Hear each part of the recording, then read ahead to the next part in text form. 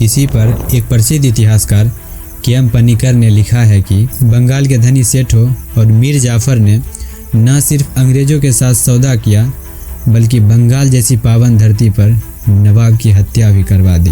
और इसी पर अलीवर्दी खान ने अंग्रेजों की तुलना मधुमक्खी के छत्ते से किया। अलीवर्दी खान क्या बोलते हैं कि अंग्रेज जो हैं वो मधुमक्खी के छत्ते हैं। मुझे ऐसा लगता है कि नवाब के इसी स्टेटमेंट को भारतवासियों ने इतना सीरियसली ले लिया और जिसका परिणाम अंग्रेज को छूट मिलते गया और अंततः हम गुलामी की ओर बढ़ते गए। तो उस समय मराठा पेशवा बालाजी बाजीराव हुआ करते थे। उन्होंने अति शीघ्र बंगाल पर आक्रमण कर दिया और सबसे पहले बंगाल के नवाब अलीवर्दी खान को पीट पाट कर बराबर कर दिया और उड़ीसा को अपने कब्जे में ले लिया। 23 जून 1757 ये वो दौर था जब बंगाल युद्ध के मुहाने पे खड़ा था। ऐसा कहा जाता है कि इसी से भारत का भविष्य निर्धारित होने वाला था। चर्चा करेंगे प्लासी के युद्ध के बारे में। मुझे आशा है इसके बारे में आपने पहले ज़रूर कहीं न कहीं पढ़ा होगा, सुना होगा।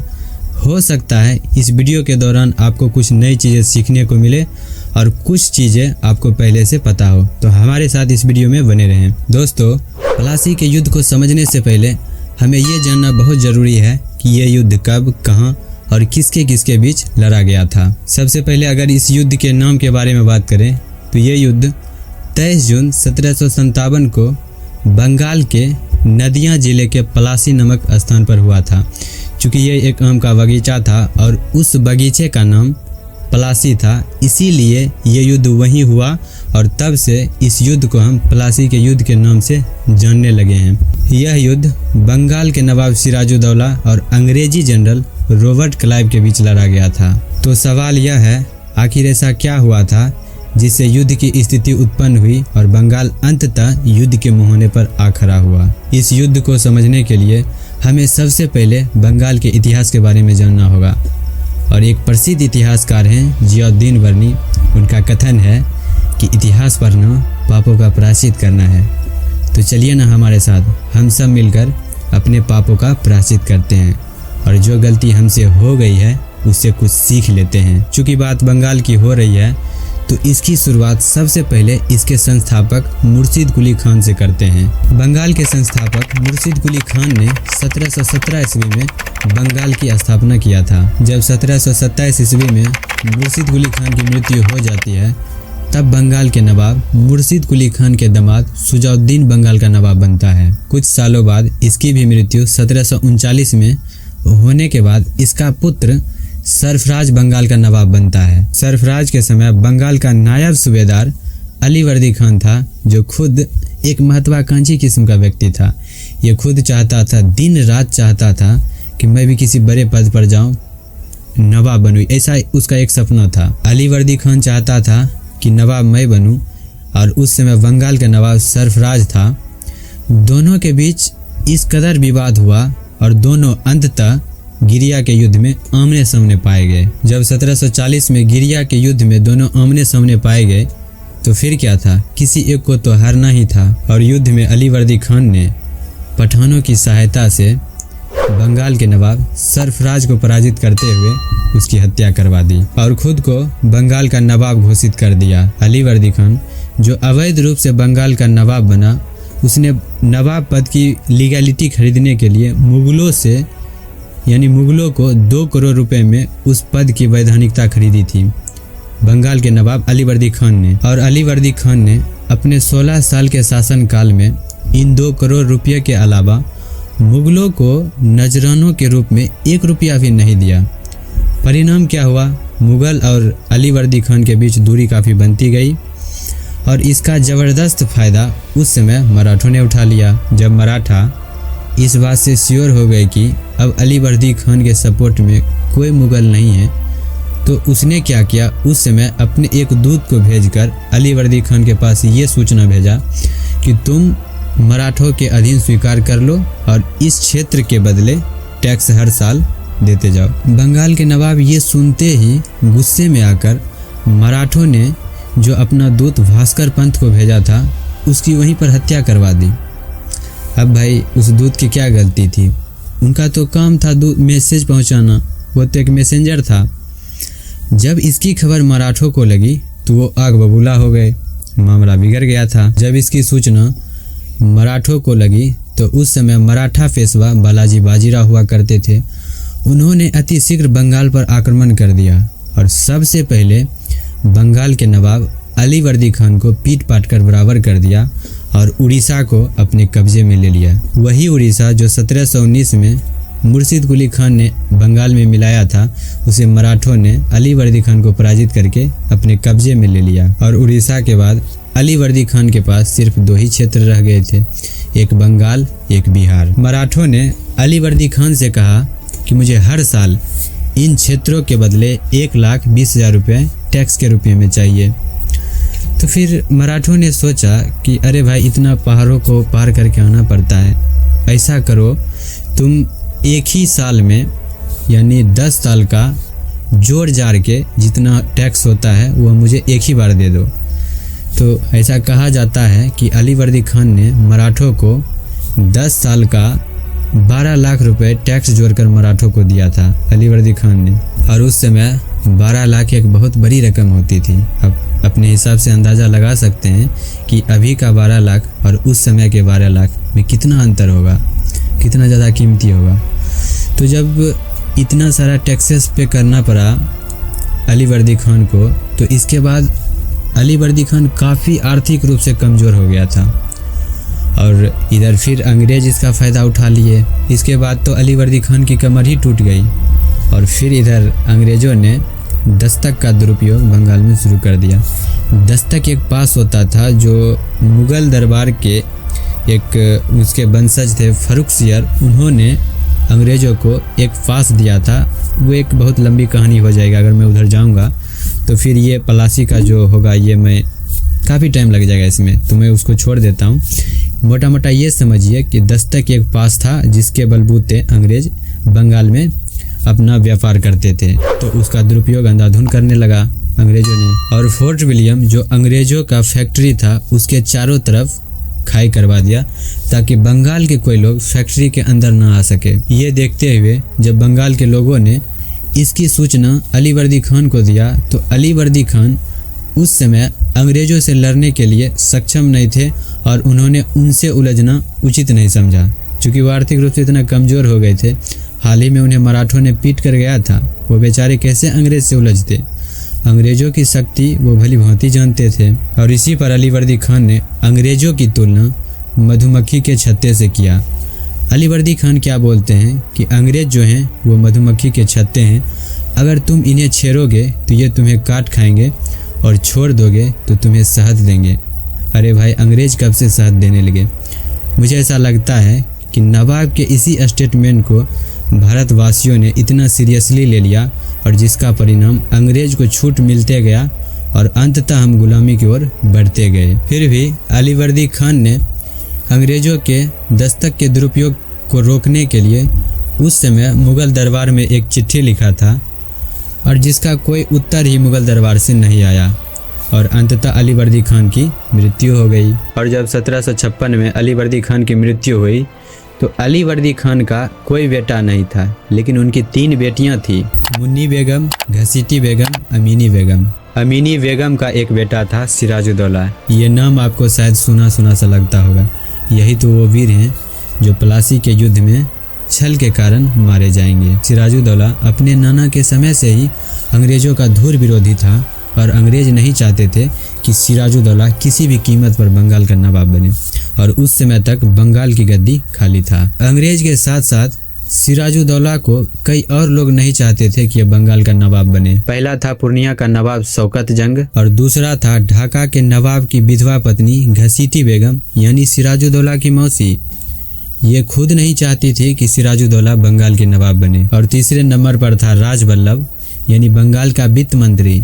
ये भी नहीं चाहता था कि सिराजुद्दौला किसी भी कीमत पर बंगाल का नवाब बने। सिराजुद्दौला इन तीनों प्रतिद्वंदियों को मात देते हुए जैसे ही बंगाल का नवाब बना, अंग्रेज जो फोर्ट विलियम के चारों तरफ खाई किए हुए था उनके चारों तरफ किलेबंदी शुरू कर दी। नवाब ऑलरेडी अंग्रेज़ों के खिलाफ था और उस समय भारत में अंग्रेज़ों की सबसे बड़ी चुनौती ये भी थी कि फ्रांसीसी और अंग्रेज़ों के बीच जमता नहीं था, और सबसे प्लस पॉइंट ये था कि नवाब और फ्रांसीसी के बीच तालमेल अच्छा था। वो कहा जाता है ना कि दोस्त का दोस्त दुश्मन होता है, ये हूबहू इस परिस्थिति पर लागू हो रहा था। इसीलिए अंग्रेज़ों ने फोर्ट विलियम के चारों तरफ किलेबंदी शुरू कर दी, और न सिर्फ किलेबंदी किया बल्कि उसके ऊपर तोप भी चढ़ा दिया। वो बहुत बड़ा तोप इसीलिए चढ़ा दिया था ताकि बंगाल से कोई फोर्ट विलियम के अंदर ना आ सके।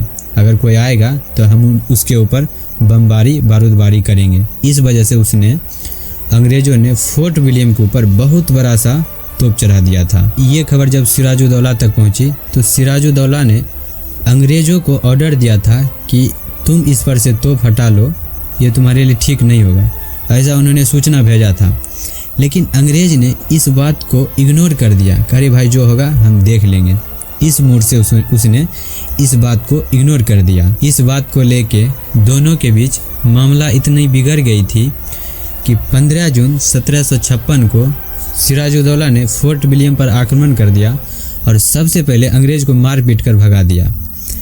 ऐसा कहा जाता है कि अंग्रेज़ सिराजुद्दौला के डर से 5 दिन तक फुल्टा द्वीप पर समुद्र में रहे थे, सिराजुद्दौला के डर से। इसके बाद अंग्रेज़ की तरफ से कलकत्ता का गवर्नर रॉजर ड्रैक ने इस युद्ध के लिए सिराजुद्दौला से माफ़ी मांगा।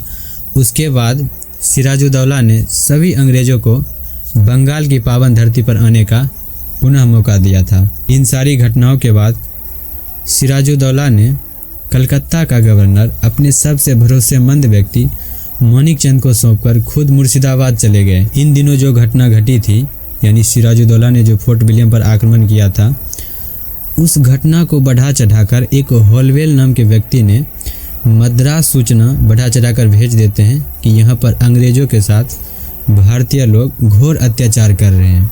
वो इतना बढ़ा चढ़ाकर इस मामले को बोल देते हैं कि मामला बिगड़ना शुरू हो जाती है। अब आप सोचेंगे ये हॉलवेल कौन है? याद कीजिए, जब सिराजुद्दौला फोर्ट विलियम पर आक्रमण किया था तो उस समय जब अंग्रेज डर से, सिराजुद्दौला के डर से जब भाग रहे थे, तो उस समय फोर्ट विलियम का सारे लोग तो भाग गए थे। उस समय हॉलवेल वहाँ का अस्थायी गवर्नर था कि वो सारी घटनाओं को अपनी आंखों से देख रहा था कि भारत के लोग कैसे अंग्रेज़ों के साथ अत्याचार कर रहे हैं। यही घटना को हॉलवेल ने बढ़ा चढ़ाकर मद्रास जब भेजता है तो मामला बिगड़ना शुरू हो जाती है। एक्चुअली हुआ क्या था, जब सिराजुद्दौला ने आक्रमण किया था तो सिराजुद्दौला के डर से अंग्रेज़ एक 14 व 18 फीट के कमरे में सभी रूम में घुस गए, और ऐसा कहा जाता है कि 146 व्यक्ति जब उस कमरे में घुसे थे तो जिसमें कि सिर्फ 23 व्यक्ति ही बच पाए, बाकी सभी की सफोकेशन यानी दम घुटने से मृत्यु हो गई। और यही बात बारूद में चिंगारी का काम कर गया। ये घटना 20 जून 1756 को जब घटी थी तो इसके बाद हॉलवेल ने इसकी सूचना मद्रास भेज दिया। जब इस घटना की सूचना रॉबर्ट क्लाइव को लगती है तो रॉबर्ट क्लाइव इसी परिस्थिति में अपनी छोटी सैन्य टुकड़ी के साथ मद्रास से बंगाल आती है, और रॉबर्ट क्लाइव इस मूड से बंगाल आ रहा था कि किसी भी कीमत पर अंग्रेजी फैक्ट्री यानी फोर्ट विलियम को बचाना ही बचाना है। वो इस मूड से आ ही रहा था। जब क्लाइव मद्रास से बंगाल आता है तो उसकी पहली मुलाकात बंगाल में मानिकचंद से होता है, और रॉबर्ट क्लाइव इतना बुद्धिमान व्यक्ति था कि वो मानिकचंद के बॉडी लैंग्वेज, हाव भाव से ही समझ गया था कि ये एक लालची किस्म का व्यक्ति है। उसे ऐसा फील हुआ था कि अगर इस व्यक्ति को लालच दिया जाए तो शायद ये अपने नवाब के साथ गद्दारी कर जाएगा। और हुआ भी वही। क्लाइव ने मानिकचंद को घूस देकर कलकत्ता को अपना नियंत्रण में पुनः ले लिया। और जब नवाब मुर्शिदाबाद से कलकत्ता वापस आते हैं तो वो अली नगर की संधि करने पर मजबूर हो जाते हैं। उन्हें मजबूरन बस अंग्रेज़ों के बीच अली नगर की संधि करना पड़ता है। अब आप फिर सोचेंगे कि ये अली नगर की संधि बीच में कहाँ से आ गया। जब सिराजुद्दौला फोर्ट विलियम को जीता था तो उसी समय कलकत्ता का नाम बदलकर अली नगर रख दिया था, और सिराजुद्दौला अंग्रेज़ों के साथ अली नगर की संधि करने के लिए 2 वजहों से बाध्य था। पहला था बिहार के तरफ से अहमद शाह अब्दाली का बढ़ना, और दूसरा, नवाब ये जानते थे कि मेरे जो भी सहयोगी हैं वो अंग्रेज़ों में मिले हुए हैं। इन्हीं वजह से नवाब अलीनगर की संधि अंग्रेज़ों के साथ करना ठीक समझा। क्या आप जानना नहीं चाहेंगे वो कौन कौन से गद्दार हैं जिन्होंने बंगाल जैसी पावन धरती पर चंद रुपयों के लिए छल किया था? मैं इस नमूने का नाम बताना तो नहीं चाहता, लेकिन ऐसा कहा जाता है कि अगर जो इतिहास में अच्छे काम किए और जो बुरे काम किए, अगर दोनों का बराबर से नाम लिया जाएगा तो अच्छाई और बुराई में फ़र्क ही क्या रह जाएगा। लेकिन फिर भी इस युद्ध की मर्म को समझने के लिए नाम जानना अत्यंत ही आवश्यक है। इसीलिए मैं एक एक करके इन सभी का नाम बताता हूँ कि वो कौन कौन से लोग थे जिन्होंने नवाब को धोखा दिया था। पहला था मानिकचंद, कलकत्ता का प्रभारी। दूसरा था आमीचंद, कलकत्ता का व्यापारी। और तीसरा था जगत सेठ, बंगाल का बैंकर। और चौथा था राय दुर्लभ, ये सेना में अधिकारी था। और पांचवा था खादिम खान, ये भी सेना में अधिकारी था। और छठवा था मीर जाफर, ये नवाब का सेनापति था जो खुद नवाब बनने के लिए सोच रहा था। ये सब के सब अंग्रेज़ों के कहने पर परिस्थिति ही ऐसी उत्पन्न कर दी थी कि जिसके कारण बंगाल अंततः युद्ध के मुहाने पर आकर खड़ा था। पलासी के युद्ध में एक तरफ था बंगाल के नवाब सिराजुद्दौला और उसके सहयोगी मीर मर्दान मोहनलाल, और एक छोटी सी फ्रांसीसी सैन्य टुकड़ी थी जो कि नवाब के तरफ से इस युद्ध में भाग ले रही थी। और दूसरी तरफ अंग्रेज़ों की तरफ से युद्ध का नेतृत्व रॉबर्ट क्लाइव कर रहा था, जो कि बहुत ही बुद्धिमान किस्म का व्यक्ति कहा जाता है कि वो ऐसा था, बहुत ही इंटेलिजेंट किस्म का व्यक्ति था। 23 जून 1757 को पलासी नामक स्थान पर हो रहा था। तो नवाब के जो सहयोगी थे मोहनलाल और मीर मर्दान, ये दोनों युद्ध में लड़ते लड़ते वीर गति को प्राप्त हो गए। और जैसे ही ऐसा हुआ, सिराजुद्दौला ने अचानक युद्ध का नेतृत्व अपने हाथ से लेकर मीर जाफर को दे दिया। और मीर जाफर यही तो चाहता था। मीर जाफर खुद अंग्रेज़ों के टीम में मिला हुआ था। और सिराजुद्दौला के जाने के बाद मीर जाफर ने अपने बेटे मीरन को सिराजुद्दौला की हत्या करने के लिए उसके पीछे भेजा। और ऐसा कहा जाता है कि सिराजुद्दौला की हत्या करने में मीरन ने सफलता पा लिया। इसीलिए इस युद्ध के बारे में बहुत बड़े बड़े इतिहासकार कहते हैं कि यह एक युद्ध नहीं बल्कि युद्ध का अभिनय था, द एक्ट ऑफ वॉर। और इस तरह रॉबर्ट क्लाइव ने षड्यंत्र कुचक्र से इस युद्ध पर अपना विजय सुनिश्चित किया। इस युद्ध के 2 दिन बाद यानी 25 जून 1757 को मीर जाफर बंगाल का नवाब बना। इसी पर एक प्रसिद्ध इतिहासकार के.एम. पनिकर ने लिखा है कि बंगाल के धनी सेठों और मीर जाफर ने न सिर्फ अंग्रेज़ों के साथ सौदा किया बल्कि बंगाल जैसी पावन धरती पर नवाब की हत्या भी करवा दी। और इस तरह पलासी का युद्ध यहाँ समाप्त होता है और सत्य पर असत्य की विजय हो जाती है। अरे भाई, जब अपने ही सिक्के खोट हो